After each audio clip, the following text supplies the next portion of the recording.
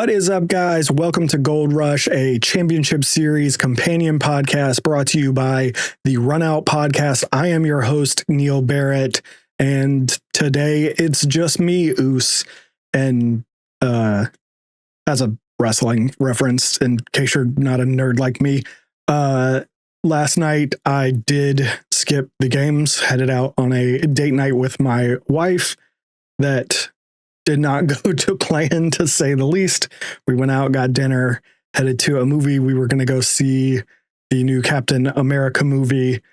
We're sitting in the theater waiting for it to start, and two guys come up to us and say that we are sitting in their seats, and I'm confused, and I pull out my ticket and I show them we're in the right seats, and they're confused. We're confused, obviously. They walk away and go get a manager, and when the manager comes back, we find out that we were in the right seats, just on the wrong day. Apparently, when I bought the tickets 2 weeks ago, I somehow fat-fingered it and bought tickets for the 15th instead of the 14th. Don't know how that happened, but it did happen. Somewhat funnily, when we were walking out, we passed the two guys, and I apologized and said we had made a mistake and bought tickets on the wrong night. And one of the guys said, "We've done that twice." So, I've never really heard of that happening before. Maybe it's the theater. Maybe it's not my fault. Maybe the theater has a problem. I don't know. But it was an incredible night of lacrosse last night. I hate that I missed it live. I did get up early this morning and kind of catch myself up, watch the games, and kind of went through social media and looked at all the storylines and what people were talking about. So I am caught up. So we are going to record this episode right now. Tomorrow's episode, when you see it, I'm probably still going to be wearing the same clothes for those of you watching on YouTube. So if you see that, I'm not gross. It's just the same day. So yeah, it was an incredible night of lacrosse. This is a championship series podcast, so we're focusing on the WLL and PLL here, but there were some great games in the NLL last night as well. I'd be remiss if I didn't at least mention them. They were headlined by incredible game in what is probably the greatest rivalry in all of lacrosse, from top to bottom. It's certainly in the professional ranks, amongst the professional leagues. It's certainly the best, but it's probably even at the top of just lacrosse in general, between the Toronto Rock and the Buffalo Bandits.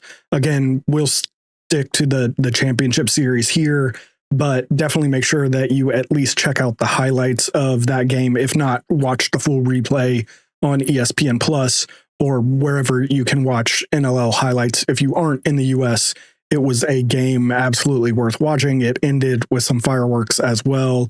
I know that there were some stream issues, at least here in the US, so you may have to find kind of what happened at the end of the game online, but it was a great game. It was one of several good games last night in the NLL. Again, this is a championship series podcast, so we're not going to get really into it, but again, suffice it to say, check those out for sure. In the championship series, both games last night were considered, they're kind of expected championship previews between the California Palms, and the New York Charging on the women's side, and the Utah Archers and New York Atlas on the men's side. Both games were the two best teams in their respective leagues going at each other. Both Boston teams certainly seem capable of winning the whole tournament, but both also kind of appear to solidly be third place behind the other two teams playing in last night's games. First up in the WLL, the New York Charging beat the California Palms 16-14. This was an incredible game. Had a real kind of heavyweight feel about it, especially in the second half. It really just felt like two teams just slugging it out. Kylie Ohlmiller set the pace, scoring 2 goals in the first minute and a half, and the Charging just exploded from there. They got up to 6-1 before the Palms made a concerted effort to get back in the game and made it a 1-goal game at halftime. I feel like I should pause here real quick and just say Kylie Ohlmiller's story is one of my favorite things about the WLL championship series so far. The video that the WLL released earlier yesterday about Kylie Ohlmiller's story was incredible, and I found myself very affected by her on the sidelines after game one being interviewed and saying that the lacrosse is one of those games that there's always space for people. So I'm misquoting, I'm not directly quoting here, but she said something to the effect of you can always get back out on the field even if it's a different version of yourself. I hesitate to say I grew up, but I have been a really big Derrick Rose fan for his entire career. And it just reminded me a lot of him, a guy that was the most explosive player I've ever seen in my life. And I'm a big basketball fan. So, I've watched a lot, and he, hands down, I haven't seen anyone like him before or since. There's a few guys that get maybe a little bit close.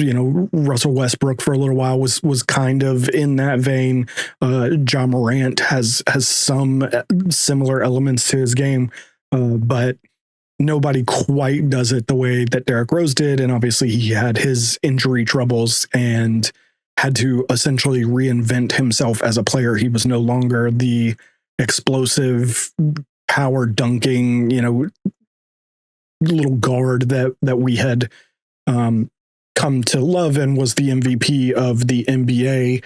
At one point, he had to reinvent himself, and it was a long road for him. For those of you that are NBA fans, you may remember seeing him drop 50 points as a member of the Minnesota Timberwolves, and there's a very famous interview of him getting very emotional. It was kind of him, the first time since his injuries that he had really kind of been that level of player again, in a very different way. And I see that a lot with Kylie Ohlmiller. I was not a huge women's lacrosse follower when she was at Stony Brook, but I do remember her. I had seen her play. I make the comparison to Derrick Rose because she reminded me a lot of him. Maybe not quite as explosive, but in the level of kind of the way that she did things a little bit differently. She was a little bit faster, a little bit quicker, a little bit more skilled when she was at Stony Brook, and just was shredding record books. And she became one of, if not the best player in the world for a little while with when she went pro. And I remember seeing her go down in that semifinal game in the World Championships in 2022. And then, because I'm not a huge follower of the women's game, or haven't been at least, I didn't even know that she had re-injured herself again. I thought maybe she had just kind of not recovered from the first one, or ultimately decided to retire or something. I didn't really know why she hadn't been playing. I didn't know that she had re-injured herself. But having seen her again at Stony Brook, and now seeing her in the first two charging games, you can tell she is not, at least not yet. Maybe she can get some back as she gets more and more game time under her belt. But up until at this point, she is clearly not the same player that she was, but she is still very, very good, can score pretty much at will. And I am really, really enjoying watching her. She's definitely become one of my favorite stories of the WLL across the board, for sure. Back to the game, though. The second half was, like I said, just two teams absolutely slugging it out, making plays all over the field. Taylor Moreno was incredible. She made 12 saves at about 43% with an assist, and of course the first ever WLL goalie goal that I'm quite sure you have all seen on social media everywhere. I didn't check, but I have to imagine it was on SportsCenter's top 10 somewhere. Uh, just an incredible play, so much fun, and one of the things that I think we're not going to talk about a whole lot because of the impact of that goalie goal was that in sixes, the a goal goes in and the goalie just picks it up and throws it out, and the game restarts. So what happened after, I think, was just as important, where Taylor Moreno's caught. She can't get back to the goal, and three Palms players bust back into the hole and prevent Charging from scoring. If they don't do that and Charging just run back down the field and score, it takes some of the push that you get from that off the table, and it's something that we're not going to talk about, somewhat rightfully so. The Taylor Moreno play should be kind of the play that gets the plaudits, but I think equally as important, at least in terms of the game, was the play immediately after, where they covered for Taylor being out of goal. On the other end, Madison Doucette was also playing out of her mind, especially down the stretch when the Palms were making runs and getting back into the game. She made a couple of key saves that really held off the rush from the Palms and gave the ball back to her team to get some scores. And I don't think that you can say enough about her. She may not do it as flashy as Taylor Moreno. She didn't score a goalie goal or anything, but she is just as good and equally as important to her team as Taylor Moreno is to the Palms. So both goalies were playing outstandingly, but the star of the game obviously was Emily Harrischuk, not even because she scored 7 points on 5 goals and 2 assists, and what should have been a 2-pointer if the WLL had a 2-point shot on a absolute rocket from behind the line, but more because of when she made those plays. Every single time the Palms got something going, started rolling, she stepped up and made a play to keep her in her team in front, whether that was a goal or the one that really sealed it for me. And I think really kind of sealed the game for me was Izzy Skane's goal, which was basically all due to Emily Harrischuk's work. She dodged, drew 2, stepped away from the pressure, and banged it to the backside with Izzy Skane for a relatively open time and room shot that she just absolutely uncorked. It was a really good shot. The shooting across the board from these women is incredible. Every single time the ball leaves their stick, it is moving. Casey and I in yesterday's episode both had the Palms winning this game, which obviously they didn't. The Charging did win 16-14, but despite the loss, I walk away from the game feeling pretty good about the Palms' chances to win the tournament as a whole.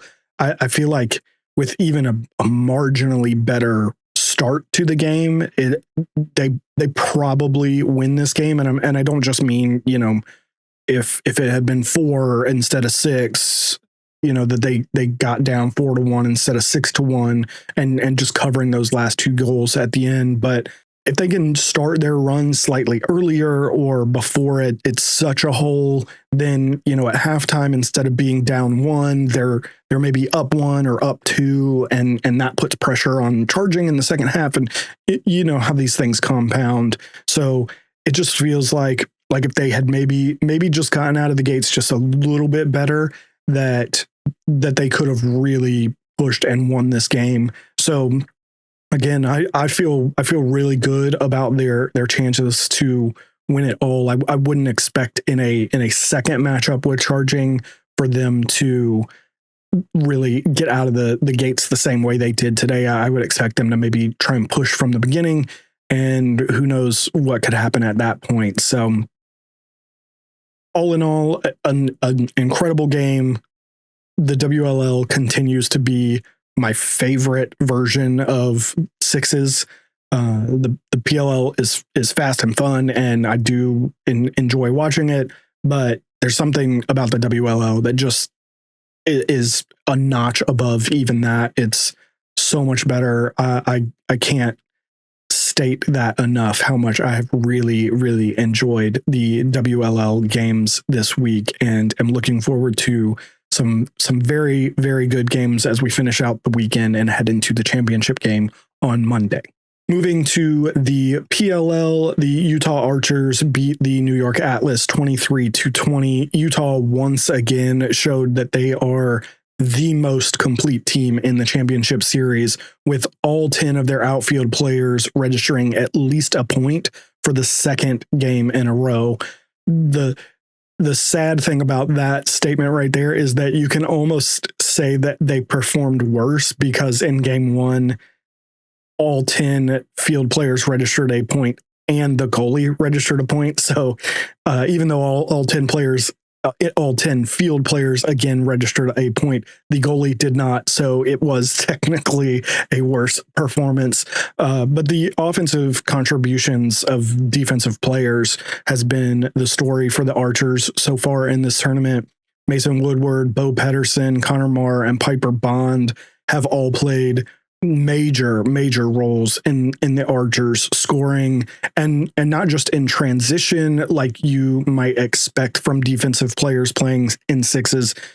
These guys are being trusted to not only be a body and be present on the field during settled play, but to handle the ball, force the issue, and take shots.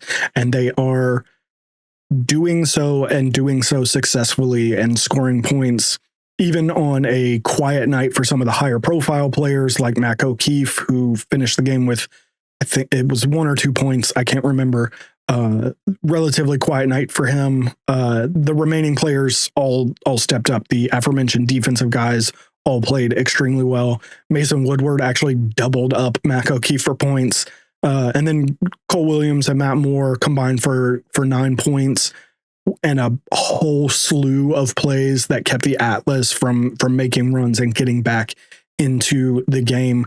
The game finished 23-20, but that had a lot to do with kind of a late Atlas push in the fourth quarter. The game never really felt that close after about halftime or maybe middle of the third quarter. It never really felt like Atlas was really going to get back into the game, regardless of how close the score got. But in the last episode, Casey and I talked about how we thought Liam Enterman would be the difference maker, and even though he made 13 saves and finished at about 41%, it felt rather pedestrian, at least by Liam Enterman standards, which are high standards. He did not play poorly by any stretch of the imagination, but he didn't do kind of those extra things that you kind of expect a Liam Enterman performance to include.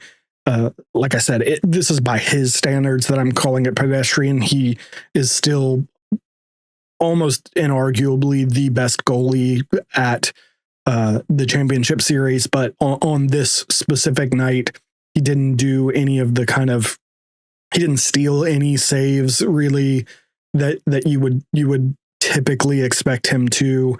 And the Archers were just kind of overall able to limit his effect on the game. And that was a huge part of their effect, their like game plan going into the game. Inarguably the best player on the field, and what would have likely been the headline of the game with any different outcome, was Brian Costabile. He broke the record for points scored in a game that was just set and also broken the night before in the Cannons Whips game, when TJ Malone dropped 10 points and then Matt Campbell dropped 11. Brian Costabile in tonight's game dropped 12 points on 6 goals, 2 2-point goals, and 2 assists. Just about everything good that happened for the Atlas tonight came off of number 26's stick. It was an incredible performance, one for the ages, and again, with a little bit better performance from some other guys around him, that is absolutely the story of the night. Unfortunately for him, it just wasn't working for the rest of the guys on the Atlas team. One stat I saw that really kind of nailed that point home to me was that the Atlas only had 97 passes tonight. That was the fewest by a decent margin for any team in championship series history, which is pretty incredible. As we talked about with Asher Nolting and the Cannons, the game plan from the Archers almost seemed to be to just kind of let Costabile do his thing and then let the Archers' big bodies do what they do and just try to limit everyone else from being involved. And it clearly again seemed to work even with Costabile dropping 12 points. Like I said, the game in that second half just really never quite felt like the Archers were really in danger of losing. So, we'll see if these two teams meet up again, especially in that championship. We'll see if it works again. We have talked again about how Asher in the championship of last year's championship series was able to kind of overcome that and lead the Cannons to the victory ultimately in the championship game, despite it having worked pretty well in games previous to that. Sometimes seeing that happen again can make it easier to overcome. So again, we'll see what happens, but I think everyone is fully expecting to see this matchup again at some point. So now in both leagues, everyone has played 2 games, and despite the records, it feels like in the WLL, there are 3 teams that are very capable of winning, with the Guard, Palms, and Charging all looking capable of lifting the trophy. But in the PLL, while I think there are still 3 teams capable, no one's going to be all that surprised to see the Cannons lifting the trophy come Monday afternoon. There is a much more clear order, I think, in the PLL. You clearly have the Archers number 1. I think pretty much everyone would say that Atlas is number 2 and then Cannons are number 3. I think if you asked people about the WLL teams, you would get likely 3 different rankings. Every person would have a different order for the teams. I don't think that anyone has really pulled away, despite, again, the records. A majority of people might say Charging are at the top, but I think the margin is crazy thin. So we will see. But even though I am on my own today, we're going to keep going ahead with the predictions, even giving kind of the close nature. There are a lot of games today. Every team in both leagues is playing. So I'm going to try to run through this relatively quickly. The Charm and Palms. Oh, these names are so weird and so hard to say effectively. The Charm and Palms start the day off. I believe that game is at 12:30. Palms would likely have been a favorite no matter what, but on top of Megan Whittle being out for the Charm, they have announced that Alex Ostholman is also out for a, quote, team-approved absence. We don't have any other information about what that is. Seems a little weird that you would know you have this 7-day tournament and you would have some kind of required absence scheduled for one of the game days. But things happen. Again, we don't have any of the details, so all we know is that it is a team-approved absence. But again, I think the Palms would have been the favorite anyway, but removing Alex Ostholman is a huge hit to that Charm team. So again, Palms were going to be the favorite. I have less reason to think otherwise, so I'm taking Palms. We're going to go 19-13, I think. Seems pretty good. I still think the Charm is a good team, capable of scoring. They still have Sydney Black. And perhaps this is one of those things where losing one of your high profile players kind of helps the team. People feel like they got to step up. People have to make plays. So we'll see.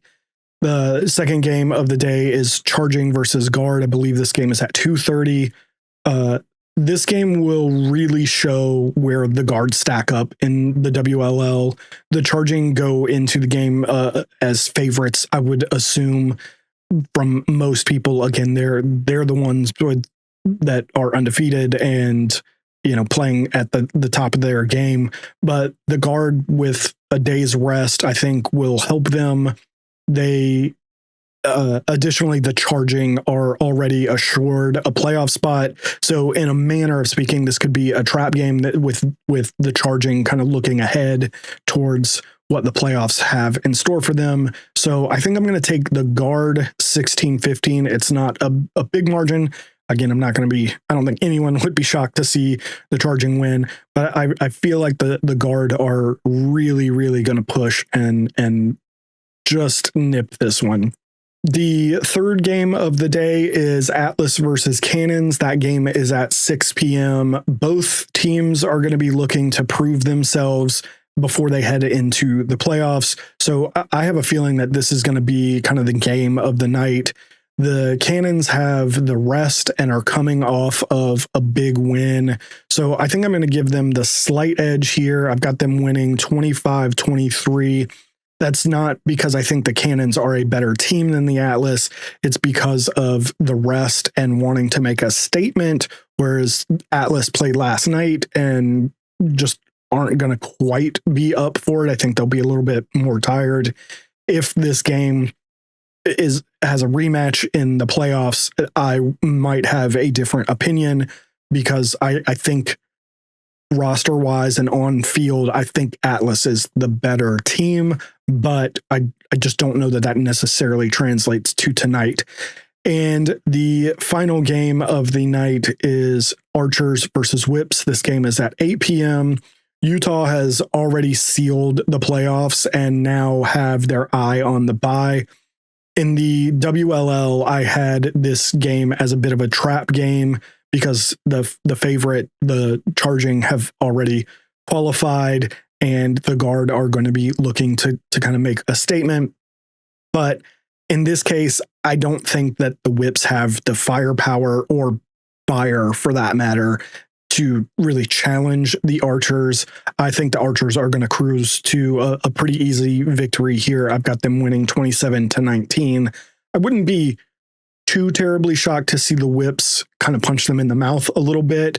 But again, I just don't think that they can last until, the fourth quarter. I think, again, the Whips may jump up, punch them in the mouth early in the first, jump out kind of like they did to the Cannons the other night, kind of jump out to an early lead and then just kind of fade down the stretch, because they just don't have the roster that can run for four quarters with the Archers. So yeah, 27-19 is what I'm going with there. As for my championship and golden stick winners, I wanted to get these from the guys that have been on the show, Casey and Jackson, and I forgot to have them text me their picks last night. So once again, it is just me, Oos, but I am officially changing my WLL pick to the Palms. I've really fallen in love with this team from top to bottom. Taylor Moreno is insane in goal. Ali Mashrani does it all. I don't even think I mentioned Sam Greer's back earlier when I was talking about the game. Sammy Joe Tracy, Wurzberger, Bakes, Wood, et cetera, et cetera, et cetera. Like I said earlier, despite the loss, I feel better about the Palms coming out of that game, even a slightly better start to that game, and it's a different result. So I am all in on the Palms on this one. Again, I'm not going to be terribly shocked if it's one of the Guard or Charging, but I think that, again, from top to bottom, the Palms have everything. For the golden stick, I am going to hold on to Charlotte North. She is one goal behind leaders Ali Mashrani and Emily Harrischuk. who are both tied at 9. Charlotte North has 8. I think it's one of those three for sure. Sydney Black has the ability, but again, I just don't think the Charm are going to stick around long enough for it to really be Sydney's trophy to lose. Ultimately, I think it might be Allie or Emily that wins it, but mostly because I think we're looking at a California New York final. But until I can kind of decide one or the other, I'm going to stick with Charlotte North. And if tonight they win, I might just ride it out with Charlotte North. We'll see. Again, that was kind of the fun of doing this every single day, is trying to hedge bets and see what's going to happen and predict only maybe a day ahead as opposed to, all the way through the weekend. So again, I'm going to stick with Charlotte North for the WLL, but Allie Mascheroni and Emily Harris-Chuck are making that very difficult. On the PLL side, I think you'd be a fool not to look at the Archers as the favorite. They're clearly the best team overall, so they're obviously kind of the pick here. Atlas and Cannons are clearly both capable. Cannons won it last year with largely this same roster. Atlas looks so good at like 90% of the time.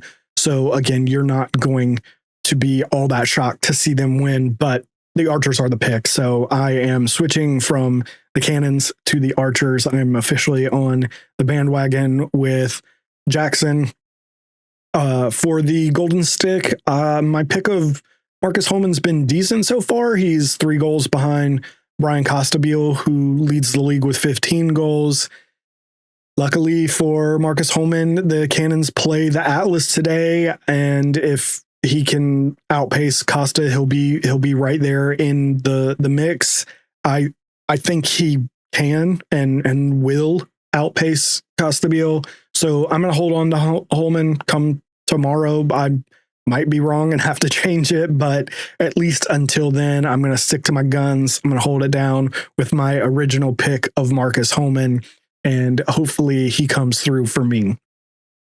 But that is it for today, with all 4 teams in both leagues playing their final round robin games today. We have so much to talk about on tomorrow's episode. We will know what the playoffs look like officially, and we'll have a much better grasp on title contenders and Golden Stick winners. So be sure to check out tomorrow's episode. We should have Jackson for sure, and probably Casey as well. There might be all 3 of us for tomorrow's episode. So definitely be sure to come back and check that out. Okay, see you tomorrow.